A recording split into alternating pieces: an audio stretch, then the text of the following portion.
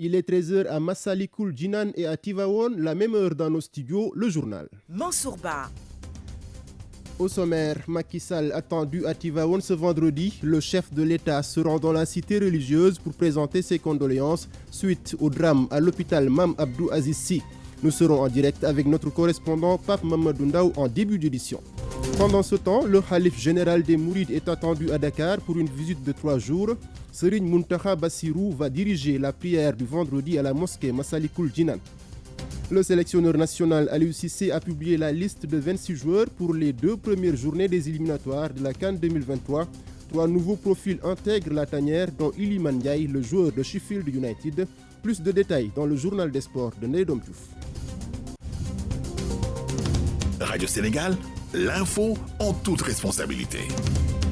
Elhadj Medoune Fall et Thiabasek Diémé assurent la technique. Je vous le disais, décès de 11 bébés à l'hôpital de Tivaouane. Le président de la République Macky Sall est attendu dans la ville sainte ce vendredi. Le chef de l'État s'y rend pour présenter ses condoléances suite à ce drame. À Tivaouane, nous retrouvons notre correspondant Pape Mamadou Ndaw. Pape Mamadou Ndaw, bonjour. Bonjour Mansour. Dans la cité religieuse, on se prépare à accueillir le chef de l'État. Effectivement, le président de la République Macky Sall est attendu dans la ville sainte de Tivaouane après 15 heures. En effet, le président de la République qui était en voyage en Angola devrait atterrir sur le tarmac de l'AIBD à 15 heures avant d'enchaîner ici à l'hôpital Mame Abdou Aziz Sy Dabakh de Tivaouane. En ce moment, il règne un calme olympien ici à l'hôpital. Les gens sont au travail. On a eu tout à l'heure la directrice de l'hôpital, Madame Binte Diop, mais elle dit attendre le chef de protocole de la présidence pour avoir plus d'informations. Il faut aussi noter qu'au-delà de la visite du président ici, au niveau de l'hôpital, son Excellence le président de la République Macky Sall est attendu chez le Khalif général des Tidianes, Serigne Babacar Sy Mansour, et selon certaines informations, le président Macky Sall devrait enchaîner pour aller présenter ses condoléances à la famille de Serigne Mbacké Sakho, qui était jusque-là son conseiller spécial et qui a rendu l'âme hier. À noter qu'une cérémonie de prière pour les 11 bébés décédés est prévue juste après la prière du Juma. Nous notons aussi la présence actuellement dans les locaux de l'hôpital du maire de Tivaouane, Diop Sy, et de Malick Gakou, de Grand Parti. La police a déjà pris ses quartiers et tout est calme. À noter, Mansour, que les corps sans vie des 11 bébés décédés sont toujours au niveau de l'hôpital. Pape Mamadou Ndaw en direct de Tivaouane, merci.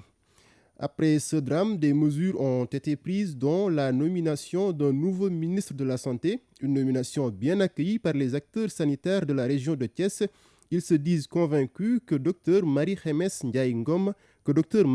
Ngom Ndiaye peut relever les défis de l'heure dans un secteur confronté à beaucoup de difficultés. Hadiyoum. Docteur Marie-Khemesse Ngom Ndiaye à la tête du ministère de la Santé et de l'Action sociale à Thiès. Cette nomination suscite beaucoup d'espoir chez les agents de santé. Pape Mor Ndiaye, responsable du SUTSAS de la région de Thiès. Tous ces temps-ci, il y avait beaucoup de perturbations au niveau du système venant de facteurs externes comme en interne. Quand je dis interne, c'est par rapport à tout ce qui était plateforme ou négociation, etc.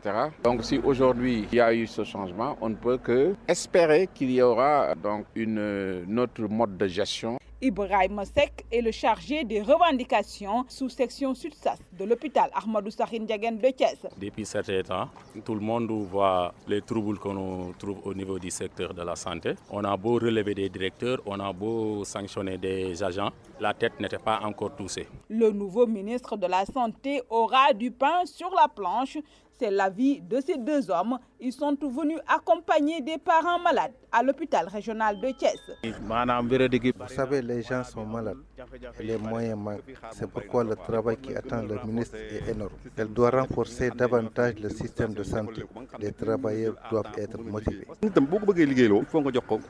Des difficultés que Dr Marie-Khemesse Ngom Ndiaye peut bien résoudre selon Ibrahima Seck. Marie-Khemesse pourra relever ces défis dans la mesure où c'est une femme du sérail. Elle est agent de santé, elle est médecin, elle connaît tous les mots. On pense qu'on n'avait pas mis l'homme qu'il faut à la place qu'il faut. Plus de paix dans le système sanitaire, c'est ce que espèrent ces syndicalistes avec cette nomination. Khadioum Thiès, Radio Sénégal. Hadioum, merci. L'hôpital Matlaboul Fawzaini de Touba fonde aussi beaucoup d'espoir sur Marie-Khemesse Ngom Ndiaye. Parmi les attentes, le redressement du plateau technique et un respect des accords signés par son prédécesseur avec les syndicats de la santé. Reportage Abdoulaye Ban.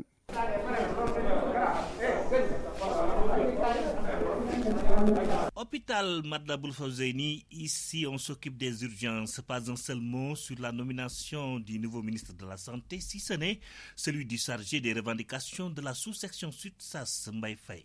Il mérite d'être le ministre de la Santé. Mais quelqu'un qui connaît rien au niveau de la santé, donc on ne doit pas les donner certains postes. Il connaît pas ce qui se passe dans ce secteur. Le secrétaire général de la sous-section Sud-SAS, Fawzaini, dit ne connaître sa nouvelle patronne qu'au travers des médias. Pour autant, Abdoulaye Faye fonde beaucoup d'espoir sur Marie-Khemesse Ngom Ndiaye. Je n'ai pas eu l'occasion de la connaître personnellement, mais on la connaît à travers ses déclarations lors de la Covid. Et nous osons espérer que, elle pourra faire le travail parce que c'est une femme du sérail. Parce que je ne suis pas d'avis de ceux qui disent que, il a côtoyé Diouf Sarr, il ne pourra pas faire mieux, elle est comptable des erreurs, ainsi de suite. Non, moi, je ne suis pas nihiliste. Pour les attentes, Abdoulaye n'y va pas par 4 chemins, il en a 2 principalement. Surtout nous syndicalistes. Il faut qu'elle fasse suivre les acquis que son prédécesseur a fait et qu'elle soit appliquée comme on l'attend nous. Et non le contraire. Et après cela, qu'elle se tourne maintenant à relever par exemple le plateau technique dans les centres de santé et dans les hôpitaux. En ce moment-là, les inconvénients de ce manque de matériel sophistiqué ou bien de ce manque de matériel d'usage se répercutent sur les délits qu'on est en train de vivre en ce moment-là. Aïcha Niang est assise sur un banc en ciment en face de l'ophtalmologie. Elle aussi a ses attentes. Dans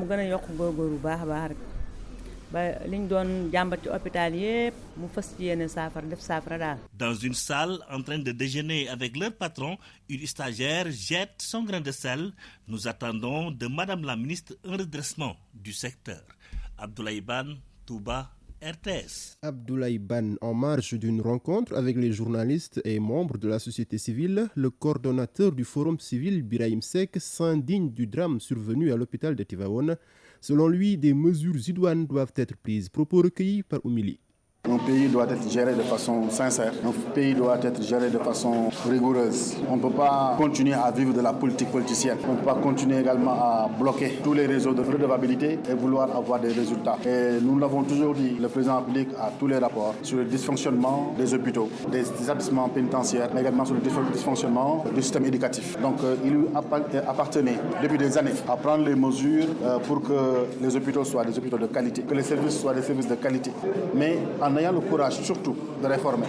Et malheureusement, on n'a pas senti ces réformes depuis des années. C'est pourquoi cette situation véritablement est déplorable. Nous présentons nos condoléances aux familles, à la population sénégalaise, mais on ne dit plus jamais ça. Mais je pense qu'un État responsable doit prendre des mesures idoines, s'occuper de façon sérieuse et sincère des problèmes des populations, des problèmes des Sénégalais. On a eu des morts, plusieurs morts sur les routes. On a eu également eu des bébés qui sont morts dans les hôpitaux. On a eu des morts, rappelez-vous du Djola. Ça ne nous a pas servi d'exemple. Ça n'a pas été un déclic chez les autorités. Un pays, c'est un bien sérieux. Il faut cesser la politique politicienne si on veut résoudre les problèmes de façon structurelle et non de façon conjoncturelle.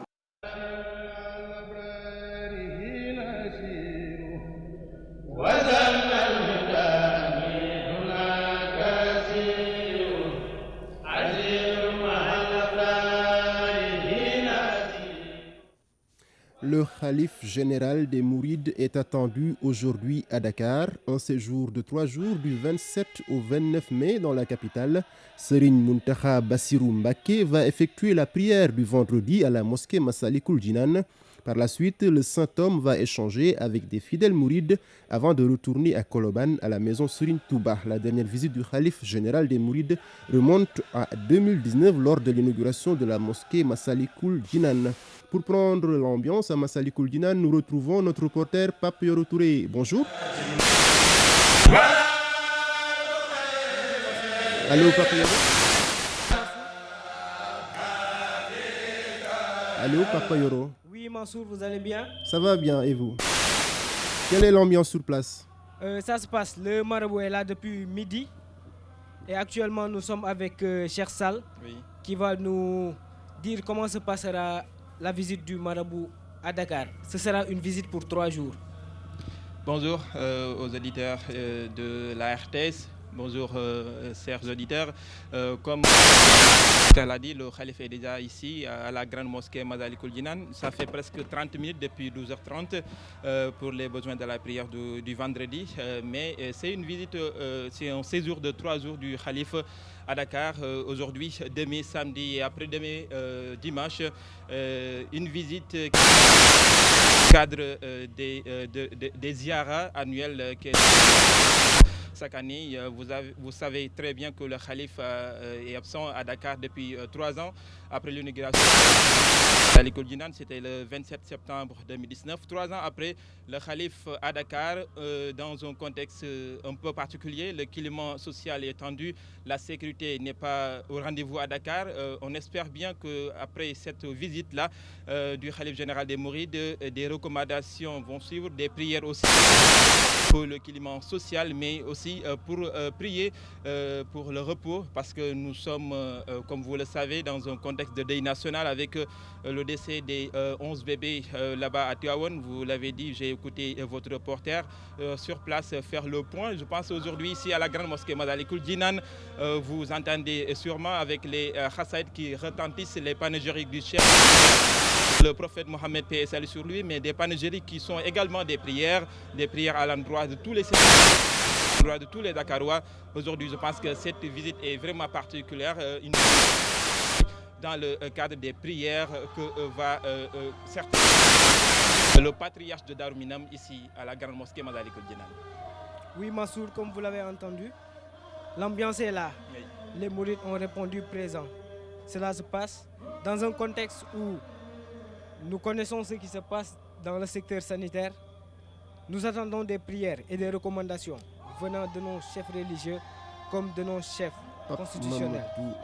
Merci beaucoup Pape Mamadou en direct de Masalikul Jinan à Colobane. Tout à fait autre chose maintenant, les perturbations dans le secteur de l'éducation. La COSYDEP, coalition des organisations en synergie pour la défense de l'éducation publique, demande l'institutionnalisation du comité de suivi des accords pour mettre à l'aise les enseignants. Au-delà, la COSYDEP qui propose le respect des accords se dit indigné de la situation. Son responsable recherche et documentation, Mamadou Ndiaye, est au téléphone de Jamila Koli. Nous exprimons vraiment notre indignation face à ces nouvelles perturbations pour réclamer quand même le respect des accords qui ont été déjà signés. Et nous rappelons que la défiscalisation de l'indemnité de logement qui fait débat aujourd'hui était une offre propre du gouvernement. Il y avait ensuite l'augmentation d'autres types d'indemnités qui ont été faites sur la base de propositions du gouvernement, maintenant amendées par les syndicats qui n'étaient à l'époque, ou bien à ce jour-là, fortement préoccupés par les montants nets à percevoir. Il y avait un espoir immense qui était noté au niveau des parents et des élèves pour un apaisement durable de l'espace scolaire. Parce que quand même, nous venions de perdre 300 heures sur les 1200 heures de crédit. Nous proposons à ce qu'on aille vers le respect scrupuleux des accords-là. D'abord pour pacifier cet espace scolaire-là. Ensuite, pour remotiver ces enseignants-là qui ont bien eu le mérite de le faire, pour quand même améliorer la qualité des enseignements apprentissages, et ensuite mettre à l'aise les partenaires sociaux. Ensuite, pour le comité de suivi, il faut que ce soit installé et institutionnalisé. Le comité a été installé 2 mois après la signature des accords. Et il faut que ce comité-là soit institutionnalisé et fonctionnel pour que ces cas puissent être évités. Ça pouvait être évité si les montants qu'on avait virés sur les bulletins aujourd'hui étaient communiqués, le débat se serait posé et que peut-être des réponses y seraient apportées à temps. Les engagements qui ont été clairs à travers un tableau des montants consignés n'ont pas été du tout respectés. Si on s'en tient au retour que nous avons reçu des syndicats d'enseignants à travers les bulletins qui ont été virés à travers ISOL, les salaires ne sont pas encore virés, mais à partir des bulletins qu'ils ont reçus, ils se sont levés pour dire que ça ne correspondait pas du tout aux tableaux qui ont été annexés à l'accord du 26 février 2022. Toujours à propos de ces perturbations dans le secteur de l'éducation, retenez que notre invité est Abdoulaye Fane, le président de l'Union nationale des associations de parents d'élèves, UNAPES, appelle les enseignants à adopter une autre posture. Vous l'entendrez dans un entretien avec Mariam Mané. À Diourbel, le Forum civil a organisé une rencontre à l'attention des journalistes et organisations de la société civile.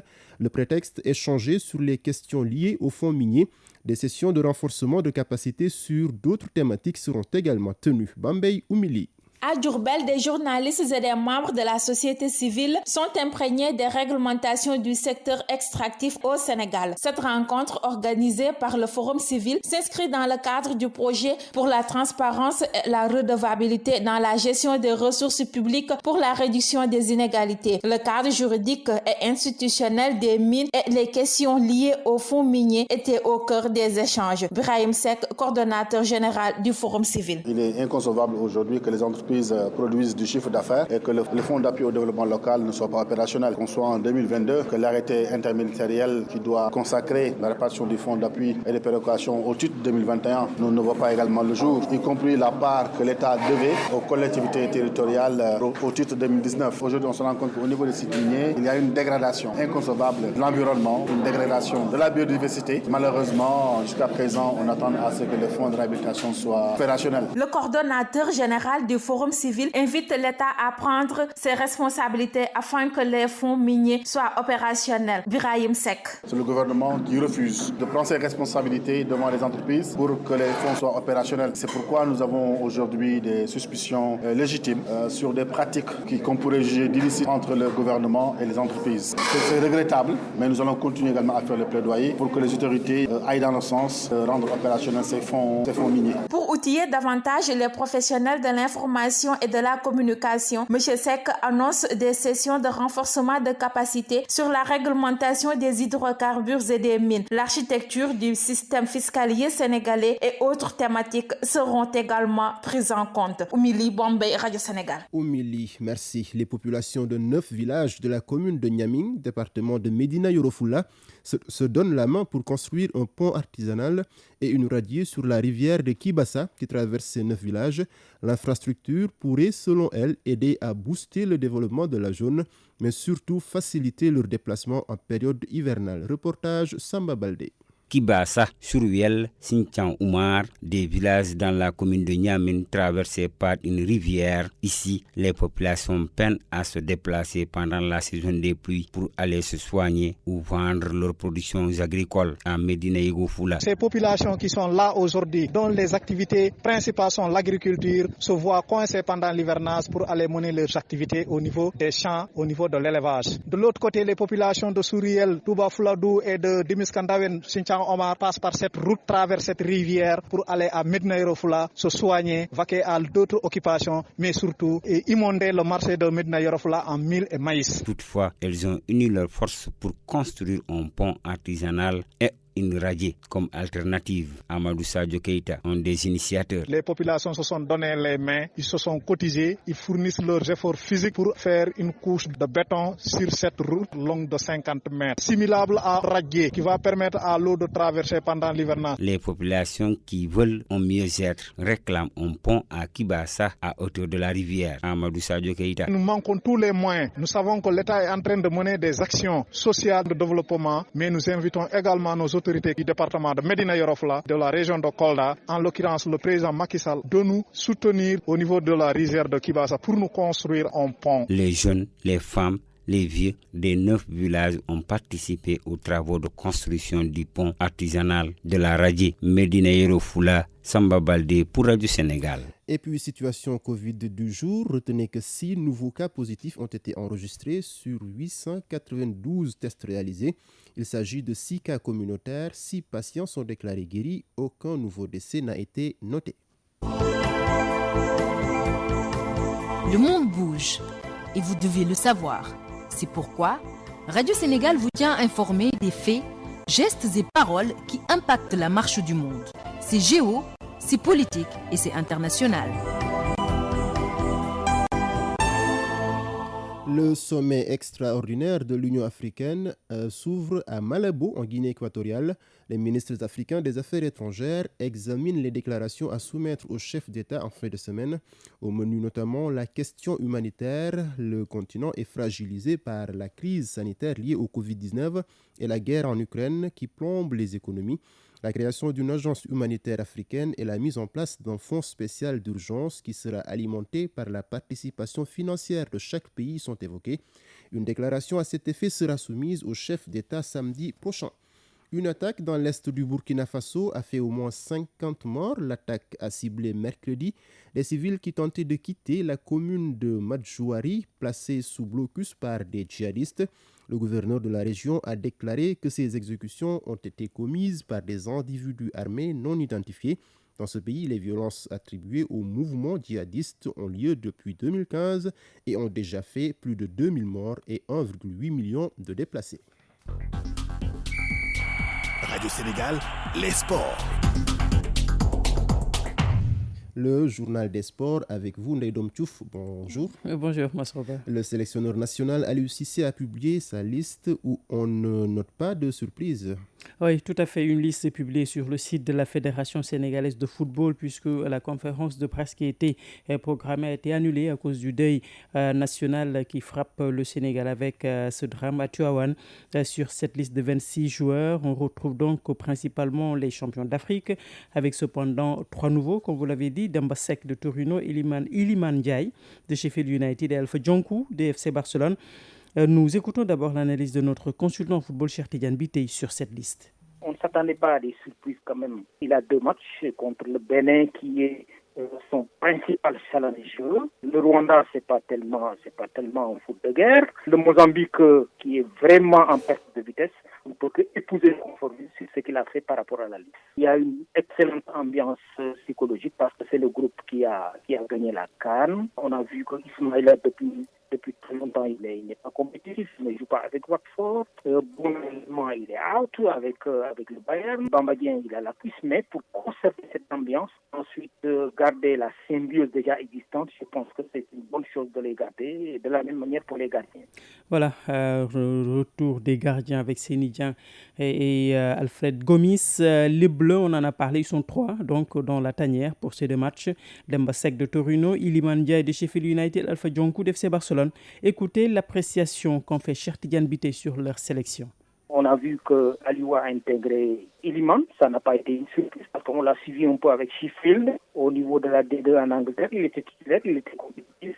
De la même manière, Demba Seck également en fin de saison avec Torino également, il n'a pas été mauvais, c'est un jeune joueur aussi. Ils sont entre 21 et 22 ans, c'est déjà important parce que déjà, si on sait que dans la tanière, il y en a qui commencent à prendre de l'âge, donc il est temps, dans les éliminatoires, dans les préliminaires en tout cas, d'essayer de changer un peu, d'intégrer de très bons talents. Donc je pense que c'est bien. Pour Djonkou, il connaît la tanière, il a été convoqué une fois lors de la double confrontation contre la Guinée-Bissau. Il a été un bon U19 également, il a fait le quart de finale. Ça veut dire qu'il est en train de faire un bon coup de fils. Je suis très d'accord qu'on l'appelle. Barça, il n'est pas compétitif, ça c'est quand même quelque chose à déplorer. Je pense au football local, parce qu'il y a des talents quand même, 1 ou 2 qui pourraient peut-être intégrer. Ça ferait partie un peu de ses objectifs, de ses missions pour tirer un peu le football local, motiver les gens qui jouent, motiver la ligue professionnelle. Ndaïdom, et pour ces nouveaux venus dans la tanière, on ne les connaît pas encore, du moins pour le grand public. Effectivement, peut-être le plus connu, c'est Iliman Ndiaye, qu'on voit plus souvent dans les médias. De son nom complet, Iliman Cheikh Baroy Ndiaye. Il a 22 ans, il est né à Rouen en France et il joue au milieu de terrain offensif au centre. Il a fait Rouen, Marseille, Dakar, Sacré-Cœur, brièvement 1 an, de 2014 à 2015. Il est allé à Boreham en Angleterre, ensuite Sheffield United, Hyde United avant de revenir à Sheffield où il évolue en ce moment. Les projecteurs ont été braqués sur lui depuis la CAN et il affichait clairement son envie de jouer pour les Lions et de gagner la Coupe du Monde. L'autre, c'est Demba Seck qui évolue à Torino. Il est âgé de 21 ans, il joue ailier droit, il peut évoluer à gauche comme deuxième attaquant également. Il est né à Guédiawaye et il est passé par Spal, à Sassuolo Marconi en Italie avant d'atterrir à Torino. Il a été la surprise en cette fin de saison avec de belles prestations et important, il est gaucher donc au niveau de l'avant-centre. Alpha Djonkou, lui, est du FC Barcelone, évolue au FC Barcelone au niveau de la réserve, il a 20 ans. Il joue arrière droit.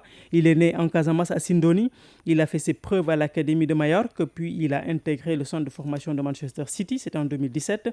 Mais n'ayant pas fait ses trous chez les Sky Blue, il est retourné en Espagne, à Grenade, avant d'être prêté à San Fernando. Il est retourné également de nouveau à Grenade, avant d'être de nouveau prêté au FC Barcelone, au niveau de la réserve. Pour 6 mois, c'était lors du dernier mercato hivernal. Il y a joué 7 matchs avec la réserve donc, de Barcelone. Il a été également ancien international avec la sélection espagnole de U17 et puis il a changé de nationalité sportive pour jouer avec le U20 sénégalais. Il a même participé, vous l'avez entendu, avec Cheikh Tidiane Bitèye lors de la double confrontation contre la Guinée-Bissau. Et puis avec ses prestations avec le Barça B, il pourrait intégrer l'équipe première puisque Xavi garde un œil sur lui. Naïdom, les adversaires des Lions sont aussi en pleine préparation. Oui, le premier, le Bénin, qui sera le 4 juin ici à Diamniadio.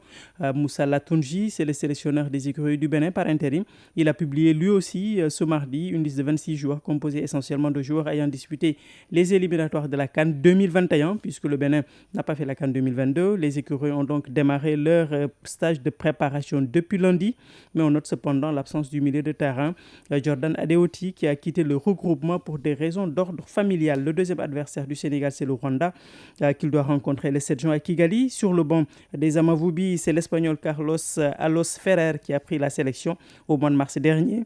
Et il affirme que l'objectif est de se battre jusqu'au dernier match pour pouvoir se qualifier. Le troisième et dernier adversaire des Lions, c'est le Mozambique qui se prépare également pour sa première sortie. Donc les Mamba mozambicains feront face aux Amavubi rwandais. Le sélectionneur Chikino Kondé a fait appel à un groupe élargi de 35 joueurs dont la plupart évoluent dans le championnat local. Naïdom, une brève rugby pour terminer. Oui, avec la fédération qui tient tout à l'heure dans l'après-midi son assemblée générale élective, c'est à 17h au Cercle de l'Union. Une formalité pour le président sortant, Maître Guédel Ndiaye, puisqu'il est le seul candidat à sa succession. Naïdom Touf, merci et bon appétit. Radio Sénégal. L'invité de la rédaction. Les grèves et débrayages des enseignants ont repris de plus belle alors que le gouvernement et enseignants avaient bien signé un protocole d'accord. Pour le président de l'Union nationale des parents de l'Union de l'association de parents d'élèves, l'UNAPES, appelle toutefois les enseignants à adopter une autre posture. Les parents d'élèves expriment ainsi leur inquiétude et leur désarroi. Le président de l'UNAPES, Abdoulaye Fane, est l'invité du journal. Il répond aux questions de Maria Momane. Abdoulaye Fane, à quelques semaines des examens, les grèves et débrayages des enseignants ont repris de plus belle, alors que beaucoup d'heures ont déjà été perdues. D'abord, quelle est votre réaction par rapport à cette situation? C'est pour manifester notre inquiétude et notre désarroi. Parce que après que les syndicats, le gouvernement et toute la société civile se sont réunis le 26 février pour signer les accords avec comme comité de suivi qui a été mis en place. Nous espérions vraiment que nous allions nous tourner vers l'essentiel. Depuis quelque temps, nous avons entendu des rumeurs, et je les qualifie de rumeurs parce que jusqu'au moment où nous parlons, en tant qu'organisation responsable, nous n'avons pas été informés officiellement des griefs que portent les syndicats par rapport au gouvernement. En tant qu'organisation, nous attendons cette fin du mois pour regarder les bulletins et pouvoir apprécier. Cependant, nous nous en tiendrons aux dispositions du protocole qui avait été signé. Pour information, il faut préciser aussi et avoir l'honnêteté de dire que les syndicats avaient réclamé le net à payer. Donc, après déduction de tous les impôts, ce qui devait être fait, et je crois que c'est là où se situe le problème. Mais pour ce qui nous concerne, nous sommes très inquiets parce que nous venons d'être mis au courant que déjà les épreuves d'éducation physique n'auront pas lieu le 1er juin. Ils ont débrayé les anciens membres des syndicats. Nous sommes en train de nous rencontrer pour voir dans quelle mesure peut-être intervenir et inviter les parties à ce qu'elles se retrouvent rapidement pour trouver des solutions. Si un protocole avait été bien signé et qu'aujourd'hui on nous parle d'un problème de défiscalisation, aujourd'hui, vous, en tant que parent d'élèves, qui devrait-vous pointer du doigt? Nous sommes un comité de suivi qui est chargé de voir là où se trouve une situation qui n'est pas véritablement en conformité avec ce qui a été signé et le dénoncer. Mais comme vous l'avez dit, nous avons des appréhensions et nous pensons, et nous l'avons signifié au syndicat, comment peut-on, à un mois des examens, déposer un préavis quitte à sacrifier des milliers d'élèves dans ce pays. Et nous avons dit que nous aussi, parents, nous ne l'accepterons pas. Et nous utiliserons toutes les voies de recours pour pouvoir vraiment intervenir là-dessus. Vous, en tant que comité, est-ce que vous avez cherché à savoir là où il y a problème, qui n'a pas respecté les accords entre les deux parties? Par rapport à ce comité aussi, il faut préciser que jusqu'au moment où nous parlons, le comité n'a pas été créé par arrêté. Parce que c'est le 20 avril 2022 que nous, en tant qu'organisation, nous avons écrit au ministre de la fonction publique pour lui demander de créer par arrêté ce comité avec ampliation à tous les ministères et à tous les syndicats. Cependant, le 19 mai dernier, il y avait eu une rencontre qui s'est tenue au ministère, mais jusqu'au moment où je vous parle, de manière formelle, de manière officielle, un comité de suivi n'a pas été créé. Cependant, nous allons nous réunir les organisations de la société civile et inviter les syndicats dans le cadre d'une concertation pour pouvoir éventuellement, dans un premier temps, essayer de les convaincre pour que les examens puissent se tenir. Et peut-être, comme déjà ils ont eu des acquis, moi je crois que le principe, il y a des acquis déjà. Même s'il y a des réclamations, bon, ça peut continuer. Mais cependant, ne pas suspendre les enseignements d'apprentissage. Le gouvernement aussi doit prendre ses responsabilités. Parce que nous l'avons dit, nous sommes des parents d'élèves.